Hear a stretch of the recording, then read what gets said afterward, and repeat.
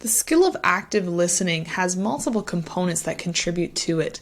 And a couple of these are repeating, summarizing, and this idea of checking in. Checking in being to assess, is the patient following, understanding, are there questions, and so forth.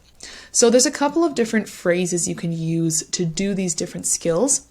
Like with empathy, I think it's easy to overuse one phrase, especially in a real life role play where you may be nervous or there's stress in how you perform. So like with empathy, I recommend taking the time to learn some different phrases and making sure you aren't using the same one every single time the patient says something. I think the one that's most commonly overused is this, do you have any questions, or are there any concerns or questions? So really trying to avoid asking that after every single thing the patient says or things that you say, and trying to incorporate some of these other ones is an important thing to be able to develop over time. So let's take a look at some of these phrases here. Based on what you said, so this one would be best for kind of that summarizing and repeating. So maybe the patient has given lots of information about their situation. Based on what you said, it sounds like you may be overwhelmed with the options. Let's talk about what those options are again, and we'll go through those. Another example, and this is great if you're not fully understanding the language the patient's using or something's unclear. That summarizing or rephrasing, repeating can help you as well to know where to go next. So if I'm understanding correctly, you think you have this, but you're not sure. Okay, let's talk about that.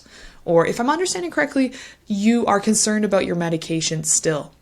What else can I tell you? Let's look at your medications again. So another phrase there, it seems that. So this is good if you're kind of getting a general sense of what the patient said. It seems that you're concerned. It seems that you're worried.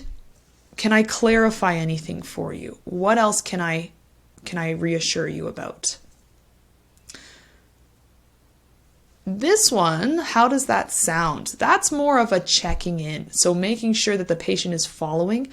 A great place to use this is if you have just given information about treatment and maybe there were 3 or 4 different options or 3 or 4 steps. After you go through those, maybe after the first 1 or 2, you can say, okay, how does that sound? Is that okay? They can say, yes, that's good. Then you can move on to the next one. So that short phrase to check in, is the patient following you as you're talking?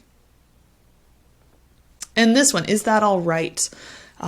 So this one is good pretty much whenever in the conversation that you are saying something the patient needs to do or explaining something. So you've just maybe gone through the treatment options, as we were talking about before, gone through the treatment options and said, okay, you need to do this and this.